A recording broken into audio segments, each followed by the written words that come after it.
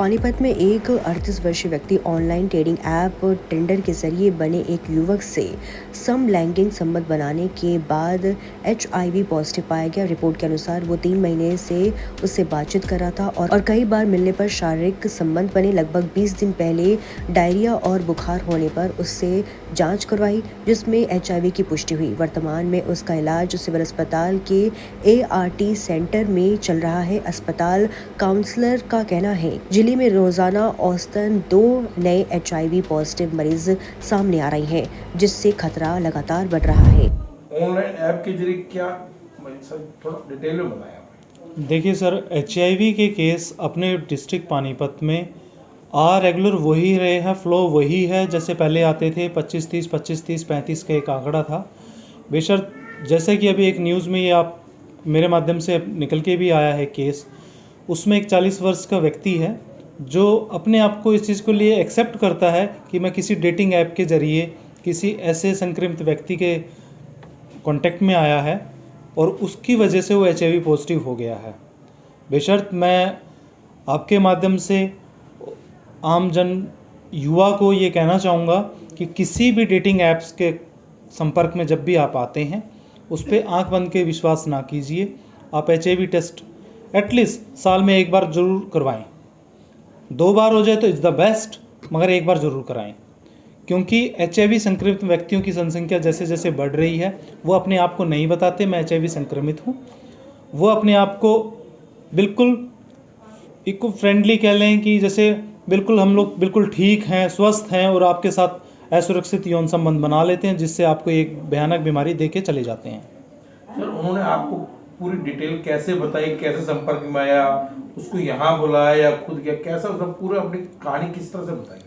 वो व्यक्ति, उसको काफ़ी दिन से बुखार हो रहा था, डायरिया हो रहा था, वो कुछ प्राइवेट हॉस्पिटल्स में भी गया है वो ट्रीटमेंट के लिए।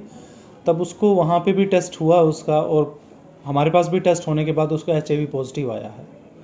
और HIV पॉजिटिव आने के बाद उस व्यक्ति ने इस चीज़ के लिए हमें क्लियर किया कि हमें किस वजह से HIV पॉजिटिव हुआ हूँ मैं। सर क्या बताया, कैसे उसने ऑनलाइन ऐप के जरिए यहाँ बुलाया या खुद गया, कैसे संबंध था? देखिए, ऑनलाइन ऐप में ये है कि उनका सेल्फ इंटरेस्ट है सर। वो कहाँ पे किसके साथ अपने घर पे बुलाते हैं, होटल में बुलाते हैं, उनकी कोई पहचान नहीं होती। इन सब डेटिंग ऐप्स पे वो अपना नाम बदल के, हुलिया बदल के अपने आप को प्रोड्यूस करते हैं और अपने अगले क्लाइंट को बुलाते हैं। और हाँ, कितने केस हर महीने 2-3 केस तो सर मिल जाते हैं HIV के, और इस तरह के केस आ रहे हैं। क्योंकि मैं अभी ये केस तो हाल ही में एकदम निकल के आया है। लास्ट मंथ भी इस तरह का एक केस था, वो भी एक डेटिंग ऐप के थ्रू, मैरिड है वो भी, और इस तरह की में इन्वॉल्व मिल गया है वो। कितने बच्चे हैं सर इसके?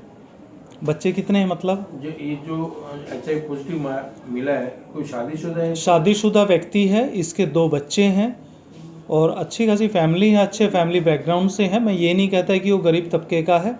वो कहते हैं कि भाई ब्लड सैंपल्स तो सबके सेम है, चाहे वो हिंदू है चाहे मुस्लिम है।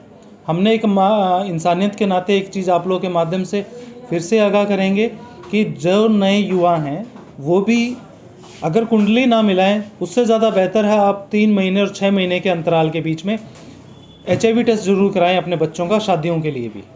सर ये जिस प्रकार से इस प्रकार के लगातार केस आ रहे हैं काउंसलिंग के माध्यम से, क्या ज़्यादातर ये बताते हैं कि वजह क्या रहती है इनके संपर्क में आने?